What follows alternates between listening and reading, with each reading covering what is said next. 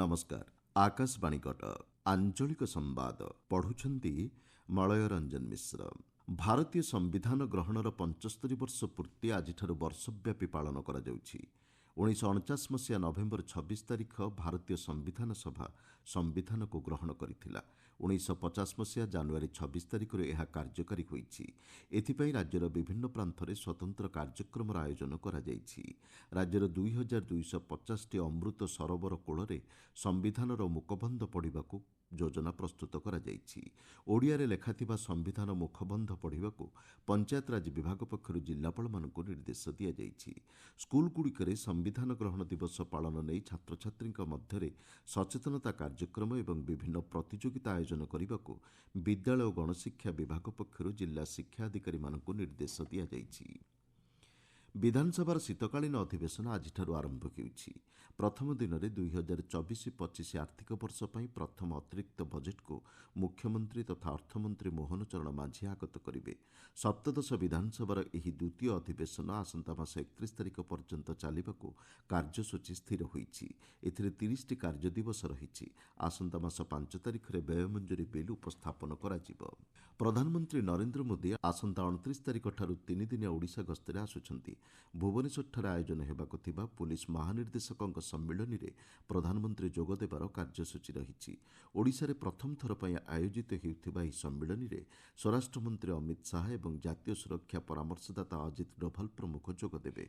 आतंकवाद मुकाबिला, साइबर अपराध, जेल संस्कार, आभ्यंतरीण सुरक्षा आदि प्रसंग पर एही सम्मिलन में आलोचना कराजिब।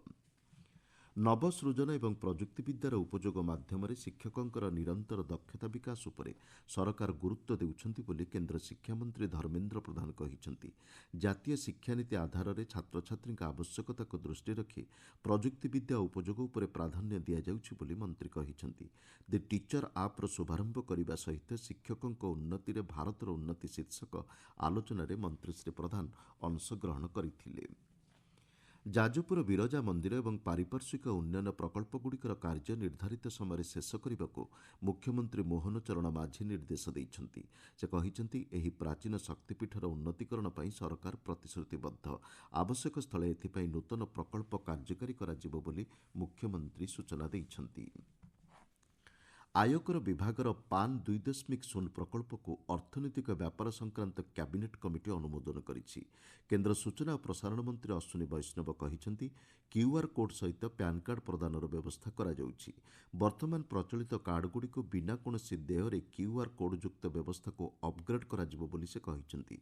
एही प्रकल्प पई 1435 कोटी टंकार व्यय अटकल करा जाइछि। जमी बिक्री संक्रांत आईनगत समस्यार समाधान करा जाई एहाको अधिक सरलीकरण कराजिबो बोली राजस्व विपर्यय परिचालना मंत्री सुरेश पुजारी कहिछंती। ए संक्रांत समीक्षा बैठक में जोगदेई श्री पुजारी सप्ताहक मध्य संशोधन प्रस्ताव संपर्कित रिपोर्ट दाखल करने को विभागीय अधिकारी निर्देश देइछंती। बैठक में रेरा आईन, उन्नयन आईन और आंचलिक कर्तृपक्ष आईनगुड़िक उपर विस्तृत आलोचना होइछि।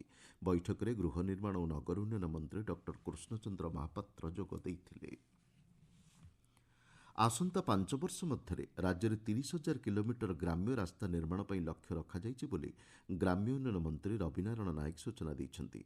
भुवनेश्वर लोकसेवा भवन में विभागीय समीक्षा बैठक में जोगदेई मंत्री श्री नायक रास्ता निर्माण समय गुणवत्ता बजाय रखा उपर गुरुत्व देइछंती।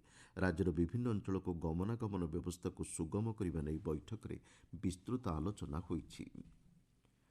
पूर्वतन मुख्यमंत्री स्वर्गत बीरेन मित्र जयंती आज पालन करा जाउछि। एही अवसर में संध्यारे भुवनेश्वर जयदेव भवन ठारे राज्यस्तरीय कार्यक्रम में बाचस्पति सुरमा पाढ़ी जोगदेवे।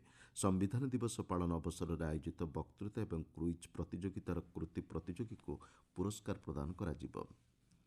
राज्यस्तरीय शिशु महोत्सव महक उत्साह 2024 आज आरंभ होइछि। मुख्यमंत्री मोहन चरण माझी कलिंग स्टाडियम ठारे एहार उद्घाटन करिवार कार्यसूची रहिछि।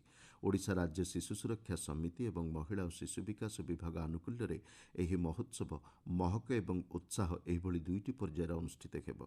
प्रथम पर्यायर सांस्कृतिक प्रतियोगिता और द्वितीय पर्यायर क्रीड़ा प्रतियोगिता अनुष्ठित हेब। आंचलिक संवाद वर्तमान एतिके शेष है। आमर परवर्ती आंचलिक संवाद शुणिपारे अपराह्न 2:32 रे।